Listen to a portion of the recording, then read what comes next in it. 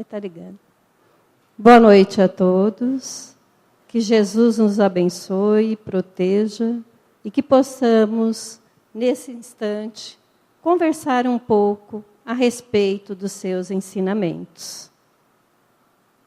Trouxe para nós estarmos conversando um pouco a respeito daquilo que nós devemos praticar no nosso dia a dia. E garanto que todos aqui conhecem, não é? Servindo ao bem. Parece que falando assim é tão fácil, não é? É fácil. Não é?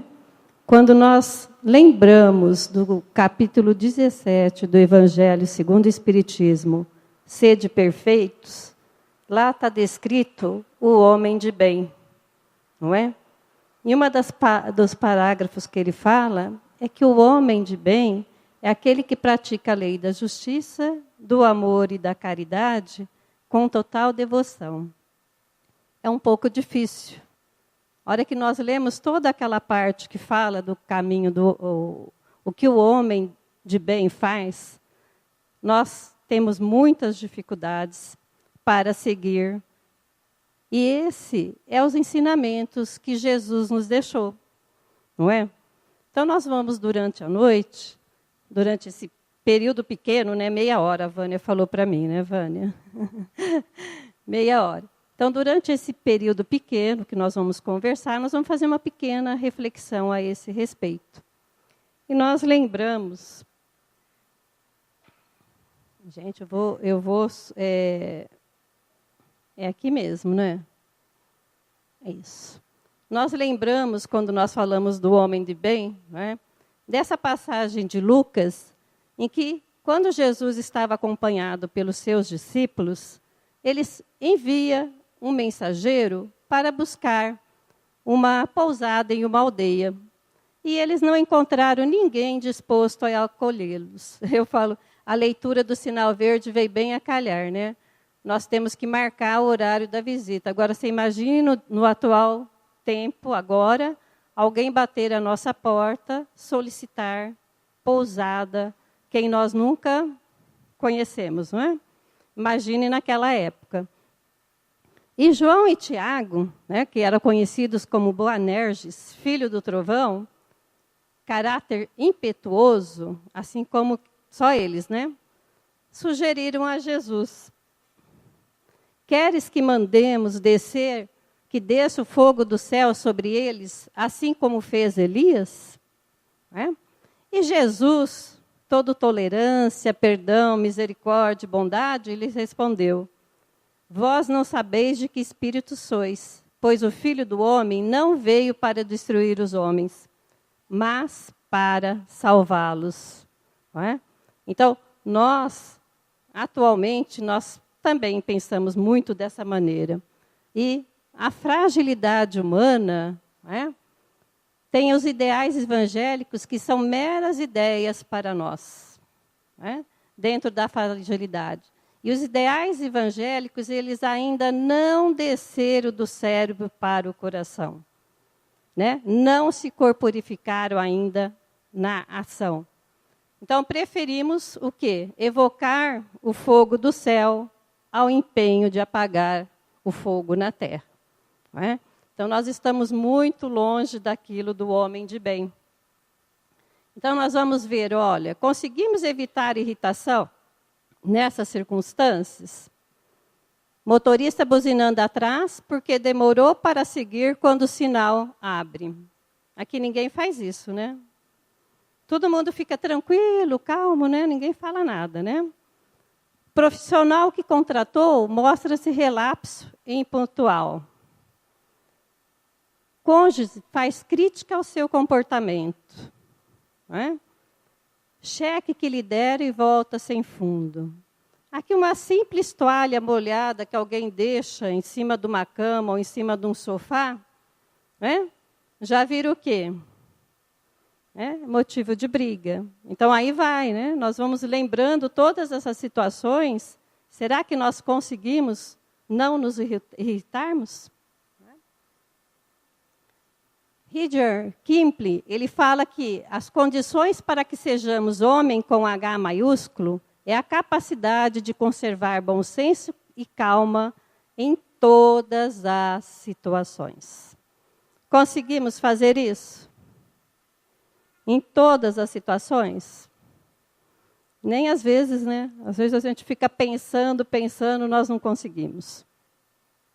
Então, nós sabemos assim, olha, um dedicado farmacêutico que tinha o ideal de servir, acima do interesse de ganhar, sempre acrescentava algo aos medicamentos que vendia para pessoas que procuravam ajuda.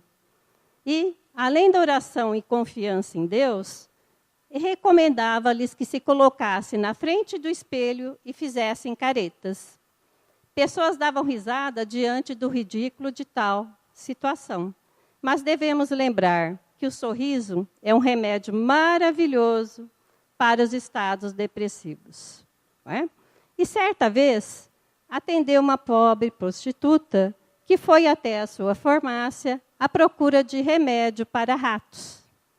Pediu a ele se ele tinha, porque na sua casa tinha muitos ratos, e solicitou remédio para ratos. Ele, desconfiando da intenção da pessoa, lhe deu 3 purgantes. Né? Aí o que aconteceu? Ela ficou igual uma rainha, né? Não saía do trono. Passados uns 3 dias de molho, voltou à farmácia para perguntar e reclamar do que ele havia feito. E, por final, ela sorriu e agradeceu a ele, porque aqueles 3 dias havia pensado em sua vida e decidido que, a partir de então, iria mudar as suas atitudes. Então, são ações nesse momento, né, que nós temos que ter durante nossa vida para com todos que nos rodeiam. E muitas vezes nós esquecemos dessas ações. Boa disposição de grupo de idosos, com mais ou menos 90 anos, em país asiático. O turista indaga ao médico qual que era o segredo dessa disposição. É simples, respondeu o médico. Aprender a comer a metade, andar o dobro e rir o triplo. Né? Então, essa é uma receita. Né? O médico diz a um paciente, tem uma notícia ruim e outra pior. A ruim, você tem 24 horas de vida. Aí o paciente pergunta, e a pior? Estou tentando lhe falar desde ontem. Né? Isso é bom. Então, nós vamos ver que a risada, né, o sorriso, a alegria, ela libera endorfinas, que melhora a memória, o sistema imunológico, o estado de espírito e o bom humor. E quando nós estamos em bom humor, o que nós fazemos? Hã? O que nós fazemos quando nós estamos de bom humor? Tratamos bem as pessoas, não é isso? Fazemos o bem, não é? Porque aí nós não nos irritamos, e se nós não estamos irritados, não é? Então, por isso que é muito bom. Jesus, quando falava com os seus discípulos ou com as pessoas, ele era muito alegre. Ele não dava uma chamada de atenção rígida. Né? Isso era com alegria. Então, quando a fraternidade encontra abrigo nos corações, não há mal que lhe oponha resistência numa empreitada qualquer. Né? Então, por isso que nós, pensando, sozinho somos 2 mãos. Com alguém, 4 mãos. Agora imagine milhares de mãos entrelaçadas, indo a uma favela, confraternizar com os moradores, ajudando-os na educação, na assistência à saúde, na melhora da condição de higiene. Com certeza haverá redução na criminalidade, na desnutrição, no analfabetismo, na melhora da qualidade e expectativa de vida desses habitantes. E muitas vezes, quando nós pensamos nesses habitantes, nós sempre pensamos o pior, não é isso? Mas vê bem como que a fraternidade proclamou: bem-aventurados os misericordiosos, porque alcançarão a misericórdia. Questão 860 do Livro dos Espíritos. Pode o homem, por sua bondade, por seus atos, evitar acontecimentos que deveriam realizar-se e vice-versa?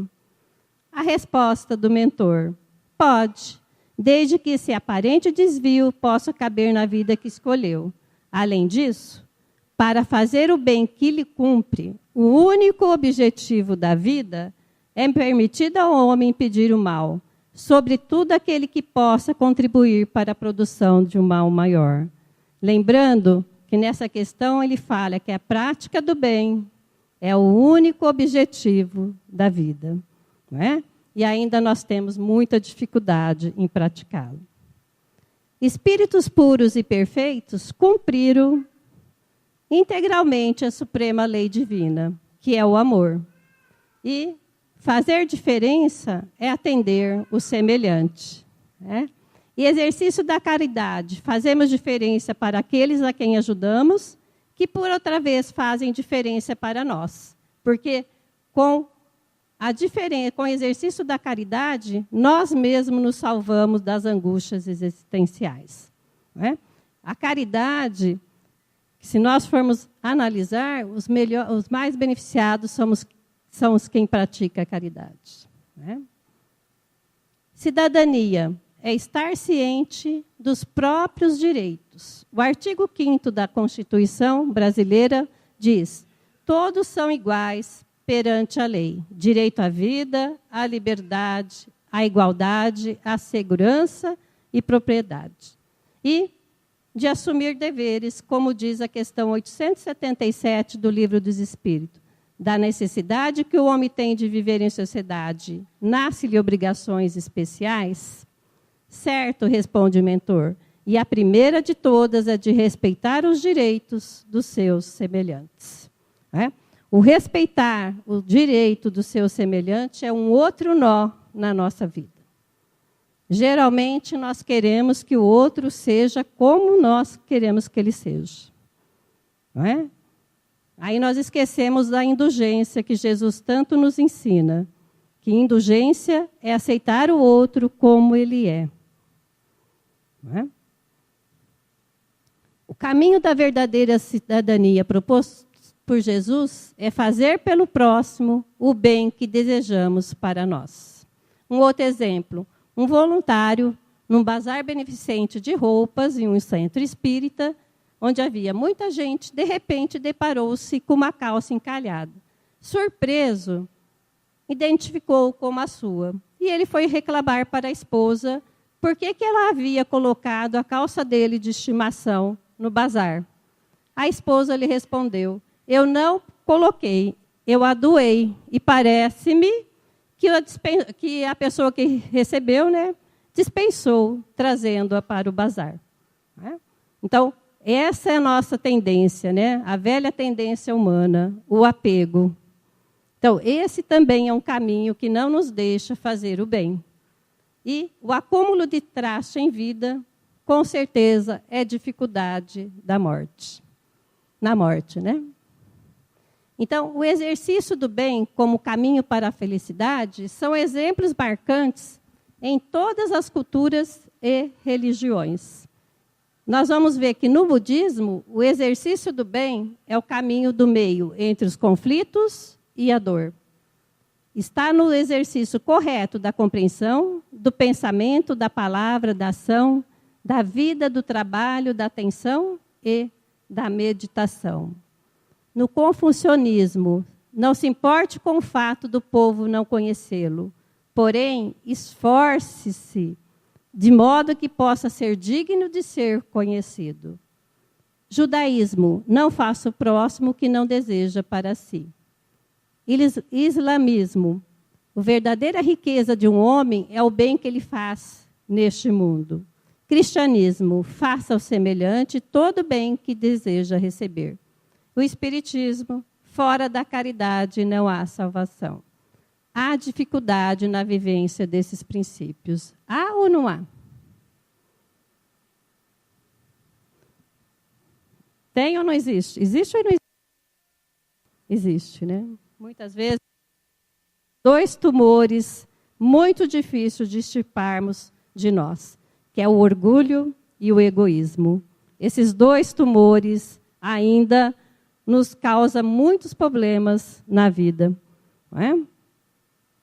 E regra de ouro do cristianismo, empenha que somos convocados aonde estivermos, no lar, no trabalho, no lazer, fazer pelo próximo todo o bem que gostaríamos que nos fosse feito. Não importa onde eu esteja. Enquanto não ocorre em nível coletivo, façamos individualmente. Sejamos vanguardeiros dessa transição do egoísmo para o altruísmo e cultivando o esforço do bem. Né? Então, que a minha dificuldade não seja obstáculo para ajudar quem precisa. Porque muitas vezes nós colocamos os senões, não é? Muitas vezes nós falamos, se eu tivesse isso, se eu tivesse aquilo, se eu pudesse isso, se eu pudesse aquilo, eu faria. Não é? Então, que os obstáculos não sejam um empecilho para que nós façamos o bem. Conta Allan Kardec ainda no Livro dos Médiuns, no item 252, que 2 irmãs sofriam há anos depredações desagradáveis em seu lar e o procurou para saber o que estava acontecendo. Elas arrumavam o guarda-roupa, a hora que elas chegavam, estava tudo fora, tudo aberto, tudo bagunçado. O mentor espiritual de Allan Kardec falou: reflitam se sempre praticar o amor ao próximo e a caridade. Não falo da caridade que consiste em dar, mas a caridade da língua. Né? Não sabem conter as suas. Elas eram o quê? Fofoqueiras. E muitas vezes o que nós fazemos? Quando nós chegamos num lugar, alguém está falando alguma coisa de alguém, o que nós fazemos? Nós colocamos panos quentes? Mudamos de assunto? Geralmente não, né? Nós colocamos mais fogo, porque nós queremos mais é que a terra pega fogo, não é isso? Então, falar mal da vida alheia baixa padrão vibratório. Né? Confraternização entre espíritas final de ano. Vendi pequena propriedade e comprei outra maior. Um outro fala: foi um ano complicado, perdi bom dinheiro num desastrado aval. O meu foi ótimo, ampliei o rebanho bovino. Passei por experiência terrível, fui assaltado. E você, Chico, o que nos diz? Todo dia, 31 de dezembro, eu penso: Jesus amado, agradeço-te por mais um ano de trabalho em que pude continuar no combate a minhas grandes imperfeições. Muitas vezes, o que nós fazemos? Nós levantamos conquistas ou prejuízos materiais. Dificilmente nós fazemos um levantamento do que fizemos como espíritos. Estaremos marcando os passos no caminho da evolução. Não é? Se caminhar para trás é impossível, imitar um poste é comum. Nós ficarmos parados sem fazer nada é muito mais comum. Então, o amor resume a doutrina de Jesus. A lei do amor substitui individualismo pela integração das criaturas e acaba com as misérias sociais. Praticar a lei do amor é amar todos os vossos irmãos. A tarefa é longa e difícil, mas ela se cumprirá. Se não for agora, vai ser mais para frente. Amar, sentido profundo da palavra, é ser honrado, leal, consciencioso, fazer aos outros o que deseja para si mesmo. E fora da prática de amor de um pelos outros, não seremos salvos das complicações e problemas criados por nós mesmos, a fim de prosseguirmos em paz, servindo-nos reciprocamente na construção da felicidade que almejamos. Então, sem amor, nós não conseguiremos. Aqui eu vou falar só um exemplo da história de Caio Marcos.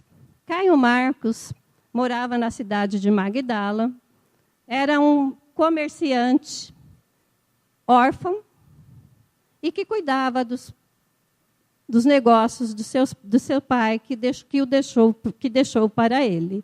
E ele trabalhava com diligências comerciais e estava a caminho dessa diligência comercial, ao caminho do porto de Magdala.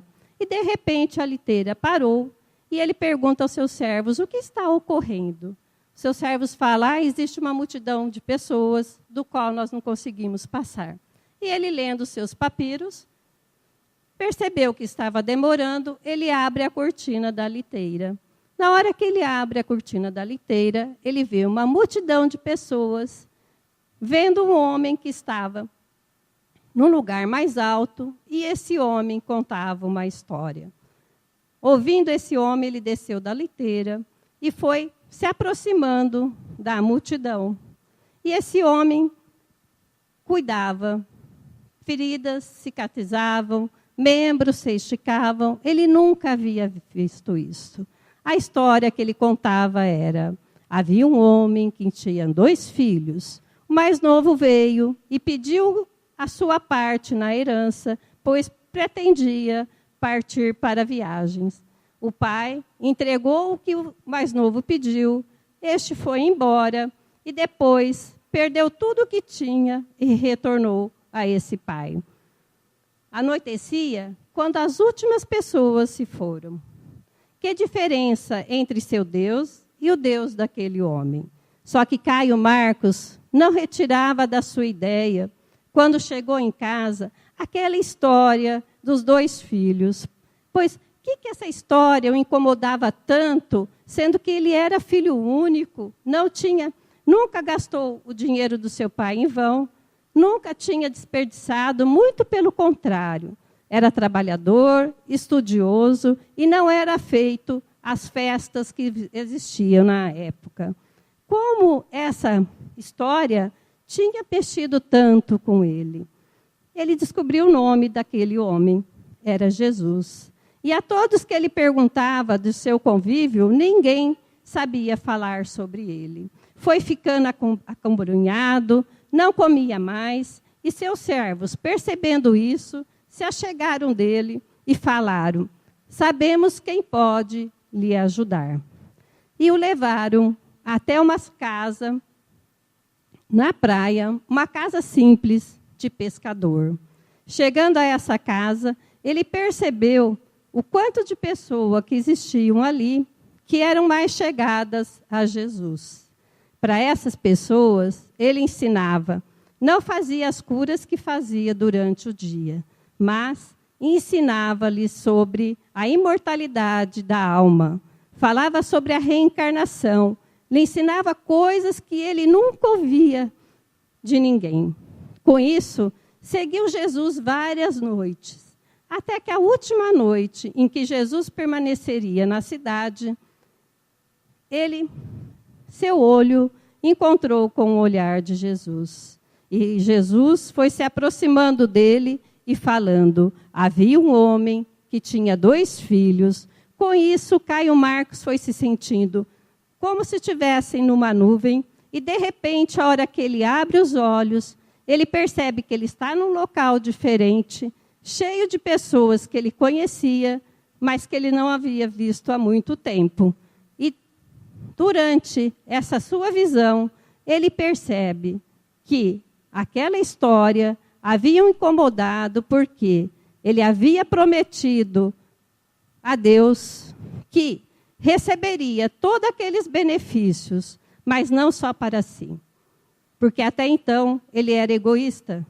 Tudo que ele possuía era dentro do seu mundo, só para ele.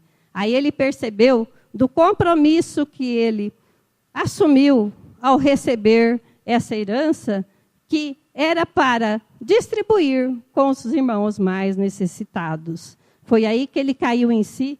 Por que a parábola do filho pródigo havia tocado tanto o seu coração?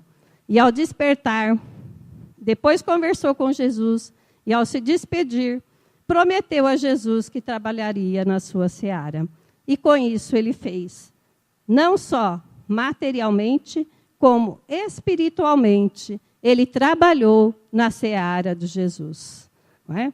E com isso vem, quando será que nós vamos lembrar da incumbência que nós temos na condição de servo fiel? Quando vamos auxiliar a todos que nos rodeiam? Quando que nós vamos nos lembrar do compromisso que assumimos quando aqui viemos? Então, multiplicar dádivas, transformando-as em alavancas do bem, a serviço dos semelhantes, é produzir frutos, reproduzindo benefícios e beneficiados. Então, se sabe escrever, ensine uma pessoa que não sabe. Se sabe cozinhar, ensine. Se formou em algum curso profissional, preste uma assistência sem cobrar. Preste um serviço voluntário. Todos nós podemos fazer o bem. Não existe condição para o fazer o bem. O bem, todos nós podemos praticar. É só praticá-lo no dia a dia. Né? Nós deveríamos praticá-lo nas 24 horas.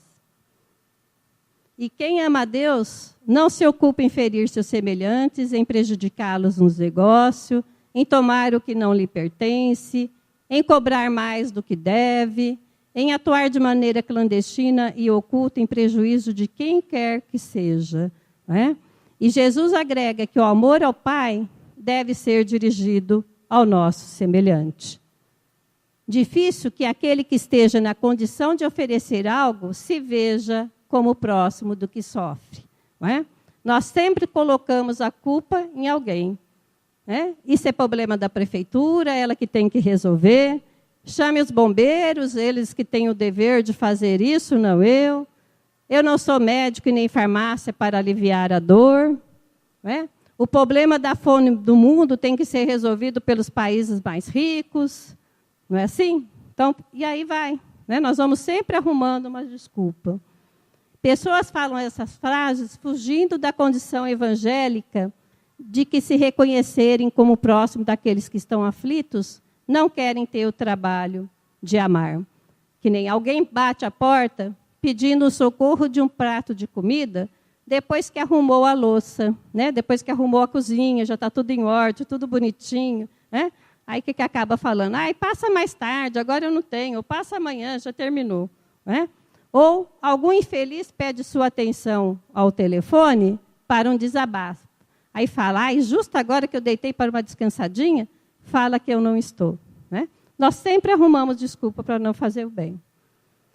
Está em uma escola onde o bem é a meta para a felicidade de todas as criaturas. O teu comportamento no bem, como os outros, é a marca de renovação que cresce ante os séculos em busca da paz na consciência. Ganhe seu tempo, servindo e não exigindo, amando e não pedindo amor, trabalhando e não explorando o trabalho alheio, abençoando e não pedindo bênçãos.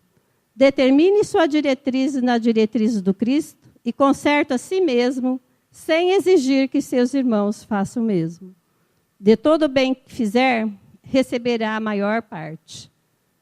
Age incessantemente na sementeira do bem, em obras de sacrifício próprio e de amor puro, nos modos de ação que o Cristo nos legou. Não pede recompensa, não pergunte por resultados e não se sintonize com o mal. Abençoe e ajude sempre. Que Jesus nos ampare, nos proteja, para que nós tenhamos a determinação de fazer o bem sempre, aonde quer que estejamos.